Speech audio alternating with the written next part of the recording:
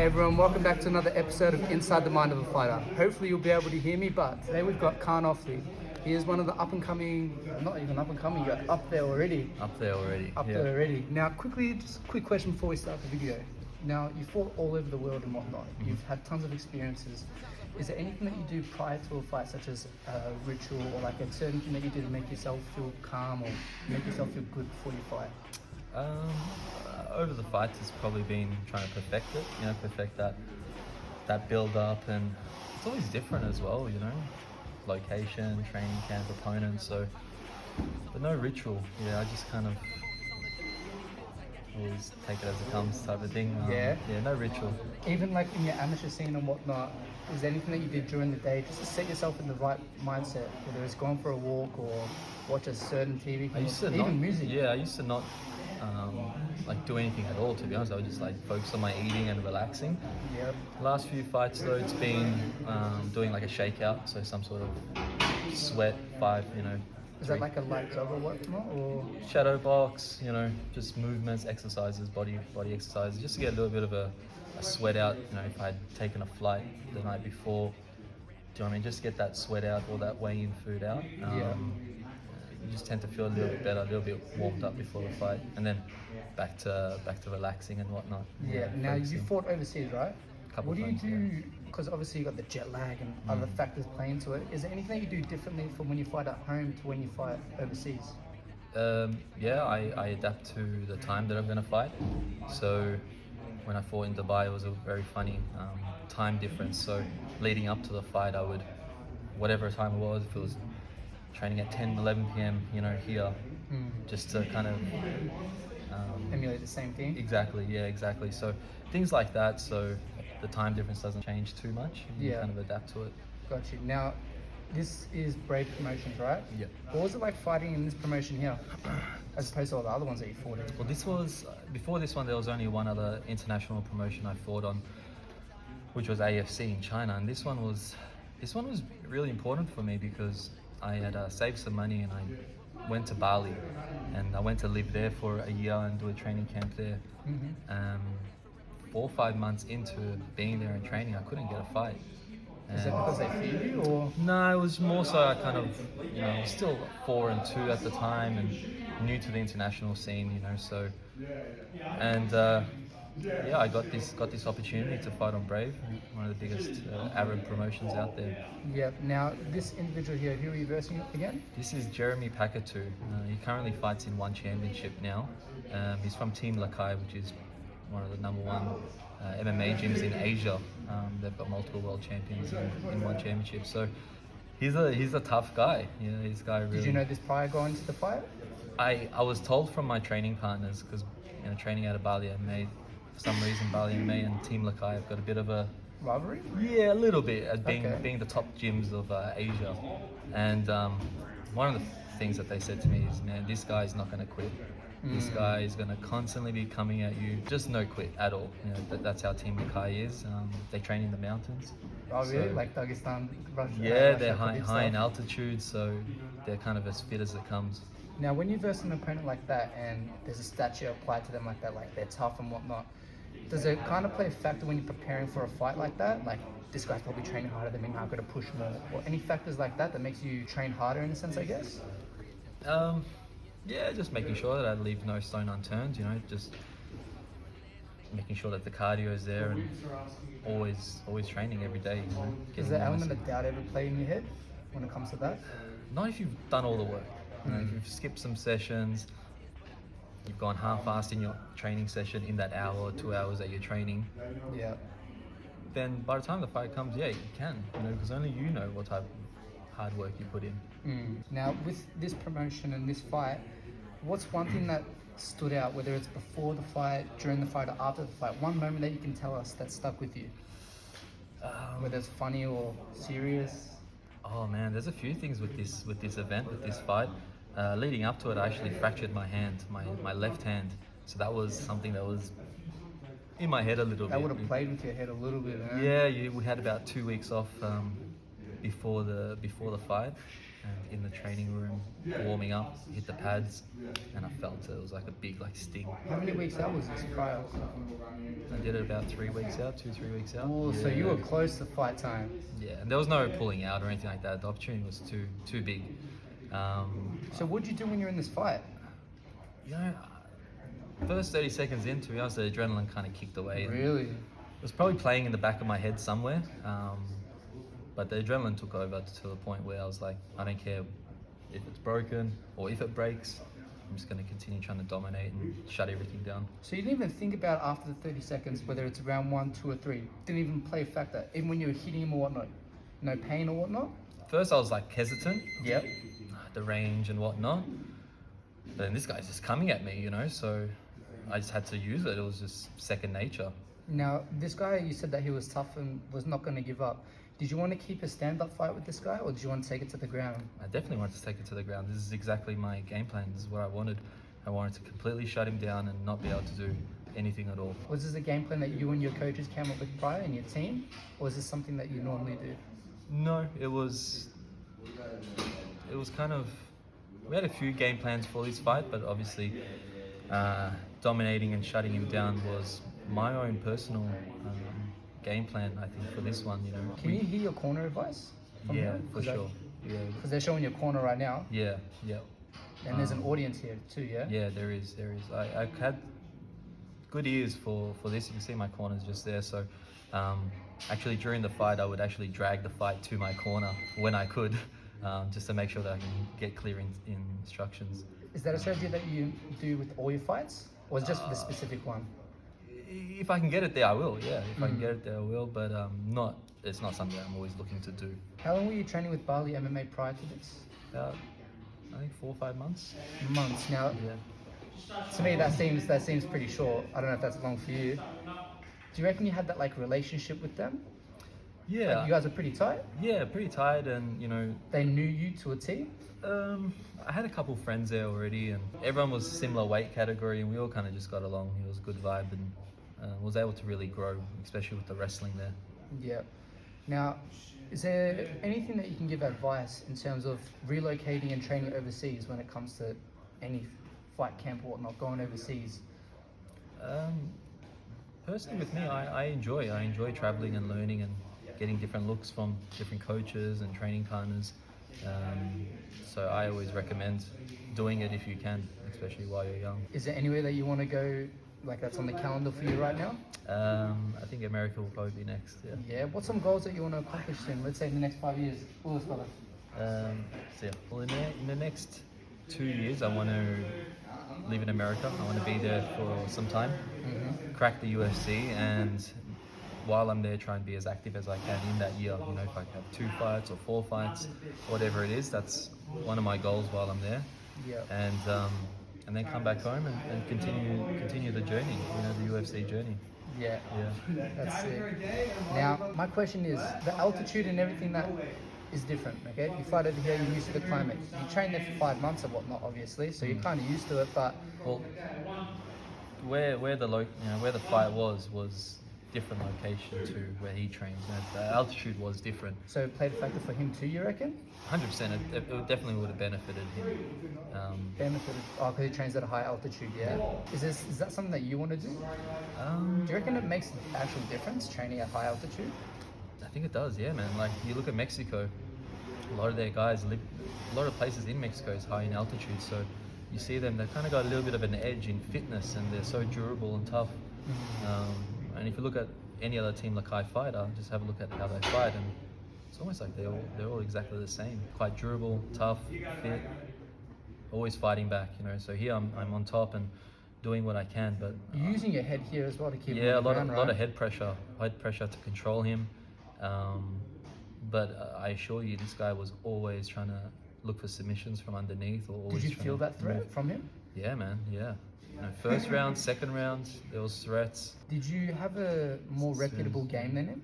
Like, as in, like, obviously you're a brown belt at this time, yeah? Yep. Did you have any credentials in Jujutsu or grappling? I'm not too sure. I don't think so.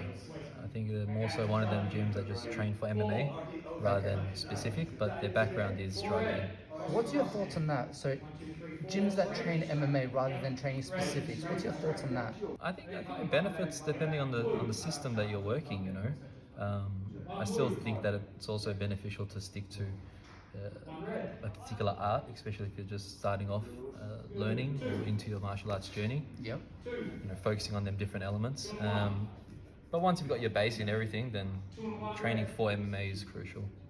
Do you reckon he threatened you with anything? Because, like, what I mean by that is with Jiu-Jitsu, you obviously get into more depth with the grappling. Whereas when you focus on MMA, it's everything as a whole. So, like, you may have the basic knowledge, but you won't be that extensively good within that field of area.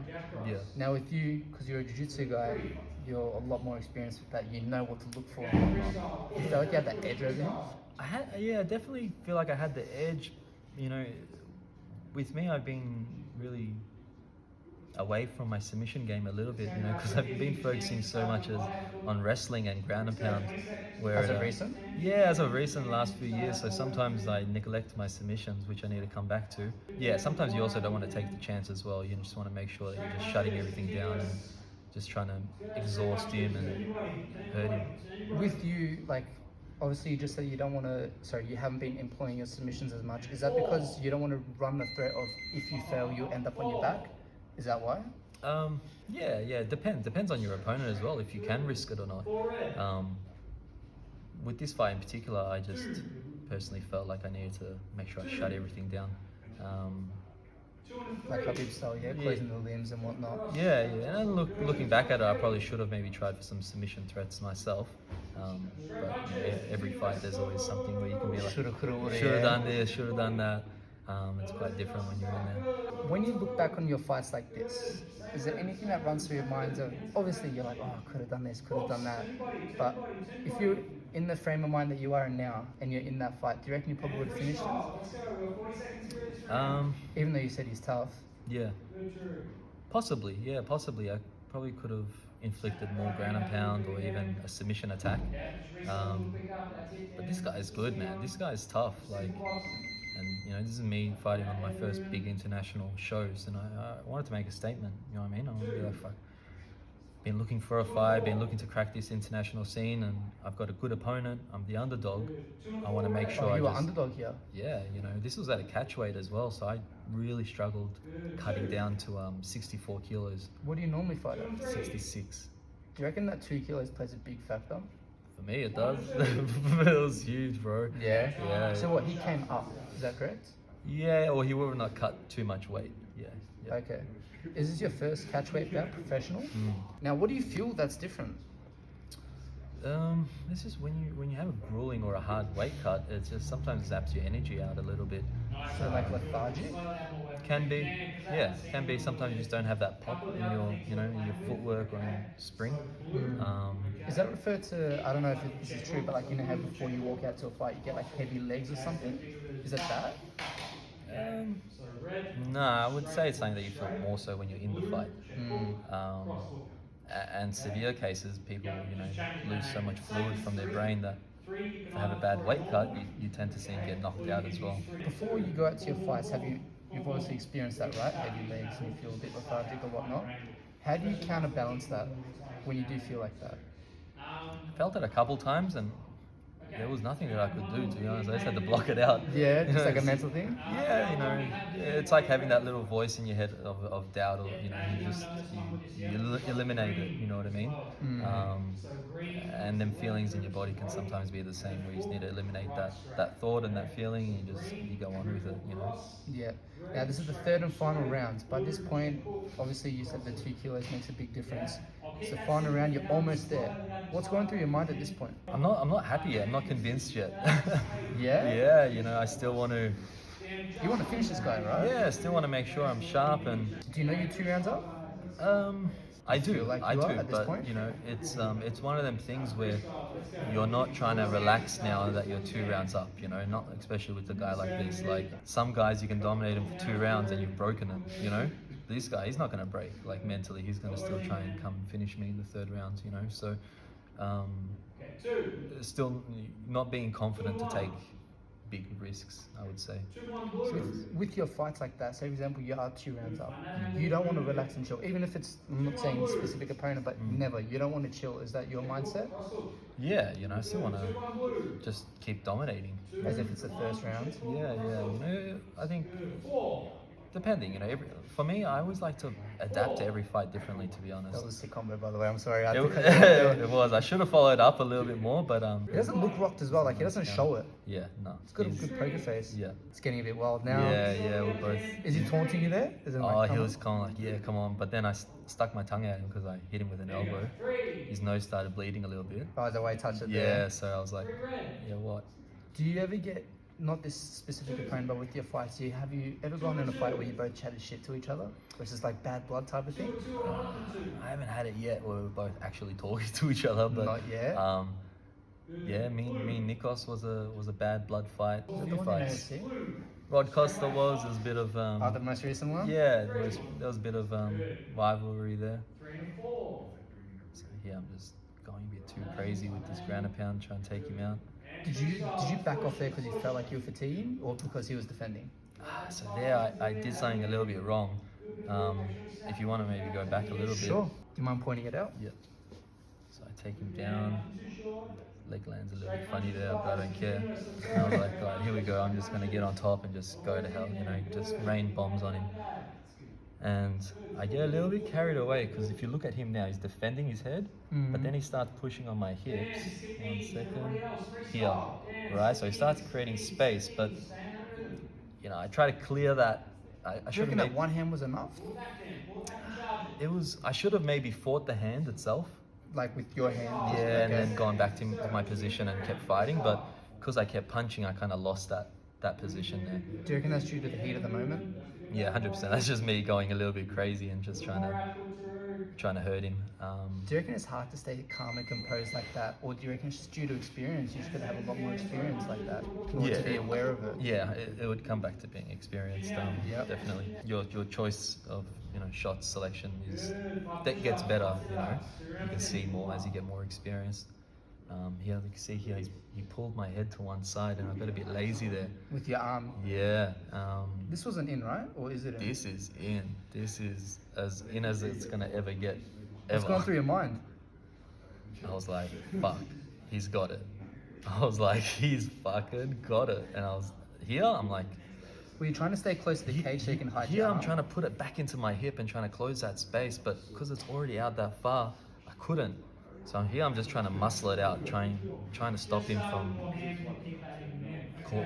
bringing it back. He can't finish it because of that leg and he's not cutting an angle. Is that correct? Yeah, if you go back, if you go back a little bit, as soon as he got it, I tried to. Is he alright? Yeah, I tried to move him more to the cage because I knew he wouldn't be able to turn his hips, which helped me a little bit. But honestly, this was a last-ditch effort. I was like, man, I'm just gonna try and lift and slam. Still didn't work. I was like, I don't care for breaks. Let's go. And here, does that really run through your head? I'm playing with fire there, bro. Breaks? That's 100% what I was doing. I was like, there's nothing else I can do here. Was your arm sore here? Well, again, adrenaline. Yeah, I can't really remember at this point. I'm quite exhausted now, to be honest. Did they use a lot of energy on your behalf? Yeah, it did. One arm versus 2 arms. I was just holding in. Do you know how much time is left at this point in the rounds? Is your corner telling you? Nah, I wasn't really aware. I should have now postured up and just started going a little bit more wild, trying to finish him. By the 3rd round, though, do you feel like fatigued at this point? Yeah, for sure. You do? And there's also you can see there's some points where he's actually controlling me. He's actually controlling. With his hands. So sometimes you see and you're like, why don't you just come up? But sometimes the guys underneath are controlling you and holding you down. Do you feel like sometimes in your corner or whatnot, they point out a thing to do, like a thing that you should do, but obviously like you said, you can't because they've got that grip? Something, yeah, they're holding your wrist and your corner can't see it too sometimes, Sometimes your corner says something, but... Do you get frustrated? Does that frustrate you when you're in the fight? Nah. You just got to stay calm and composed, yeah? Exactly. 30 seconds left in the fight, he's just trying to throw anything at you. Yeah, he's still throwing elbows off his back, but yeah. Do you know the guard's open at this point? Oh man, I don't know if I might be way too tired at this point, to be honest. Yeah. You're just trying to throw. Do you feel like you've won the fight at this point, now that it's nearing the end of the round? Oh, 100%. Yeah, 100%. You feel like you made that statement? Yeah, definitely. Was there anyone big watching your fight here? Or like, I don't know, if there's scouts or whatnot with the MMA promotions overseas or whatnot? How does that work? I don't think there was anyone there specifically, besides some sheikhs maybe, but What's shakes? you know, like the princes, the Oh, Arab I'm princes. done. Yeah. But apparently they're at the Jujutsu competitions and stuff as well. Like, what's it called? Yeah. Is it So- UAE? Yeah, UAE Warriors has got like another branch where they've got a Jiu-Jitsu federation, but it's quite big there. It's huge. Yeah. Jiu-Jitsu's in schools, In Saudi Arabia? Yeah. in Dubai, in Abu Dhabi, like it's in a lot of curriculums. Have you competed overseas in Jiu-Jitsu yet? No, not in Jiu-Jitsu. Is that something you'd like to do? It's something I'd like to do after my MMA career. After. Yeah. So you're focusing solely on MMA right now, purely. It's purely on MMA. Is there a reason behind that? No, it's just something that I'm doing that I want to do. I don't want to. I wouldn't say waste my time, but yeah, just You don't putting want to all get my distracted yet? yeah, just putting all my focus into my MMA career, and then Yeah. once that's over, I can compete in these other things in a bit more of a relaxed way. It'd be so much more easier doing a jiu-jitsu competition. Then an MMA fight. Oh, 100%. You know. So I'll look to maybe enjoy that after. Are they speaking English? Yeah. So you can understand everything that they're saying. What's it like when they call your name out when you win? Oh, man. What can you describe that feeling as? Relief. Relief. Yeah, relief that it's done. You know, all the training's done, all the build-up. You know, media, this and that, like the talk, the fight itself. You know, it's some fights are different. Some fights it's like, man, you know, like that was a war. Got through that. Yeah. Now my last question. You're done with the fight. Is there anything that you do after your fights? Are you a party guy? What do you normally do after your fights? As a way to celebrate. Yeah, once again, it kind of depends, you know, if I can walk or not. But Yeah, I got you. And how I'm feeling, you know, usually a good, nice dinner with friends and the team is nice, you know. Just No clubbing for you? munching out. Clubbing's nice, but I don't do too much clubbing. Events and whatnot would be nice, you know, going to a nice event after the fight. But yeah, my mind's not really on that, you know, at that time, to be honest. Yeah. I'm just still focused on the fight almost. Yeah. Yeah, I like to just go back home, relax, and have that night as a nice chill one, and try and go over everything. And then The next day? The next day is definitely more like my day. You know, I've won, I've celebrated. I'm gonna celebrate today. You know. Got you. Sick. Alright guys, so that's been Inside of the Mind of the Fighter, Kaan Ofli's edition. I'll pop his socials up. Make sure you follow him because he is coming up within the scenes.